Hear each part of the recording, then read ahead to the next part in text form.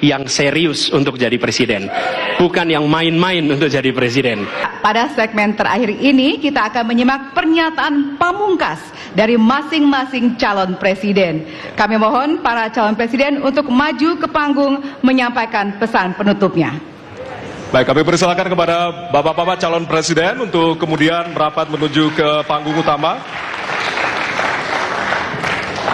Ya, dan untuk itu kami awali dari calon presiden nomor urut 1 kepada Bapak Anies Baswedan.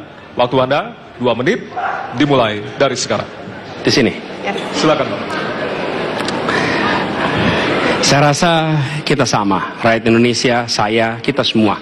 Bahwa kita menginginkan sebuah negeri di mana praktek korupsi diberantas hingga tuntas. Pemerintah memberikan pelayanan yang terbaik. Dan kemudian kita menjunjung tinggi etika. Kita sama di situ.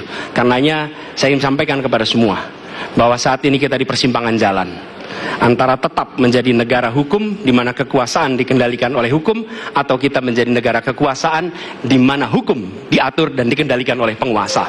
Oke? Dalam situasi itu saya ingin sampaikan kini adalah sebuah gerakan perubahan. Kita sama-sama kita ingin mengembalikan tetap menjadi negara hukum di mana kekuasaan dikendalikan. Dan saya ingin sampaikan bahwa etika dijunjung tinggi.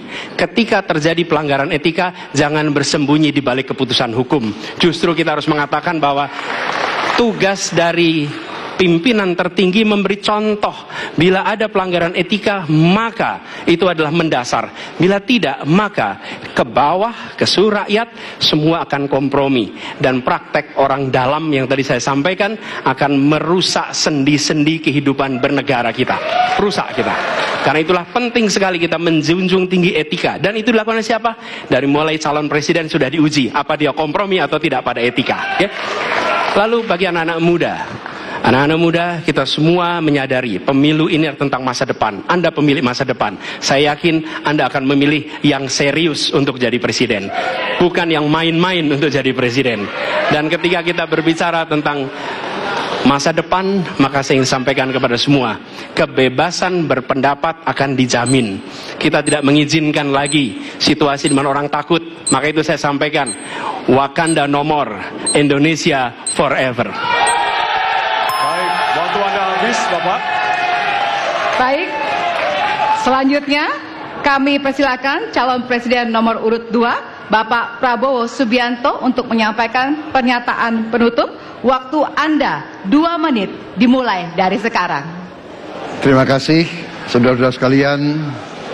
Kita harus selalu ingat bahwa kemerdekaan ini didapatkan melalui proses yang sangat panjang, perjuangan yang sangat panjang, berganti-ganti negara-negara lain datang menindas kita, merampas kita, dan ini adalah hukum sejarah manusia.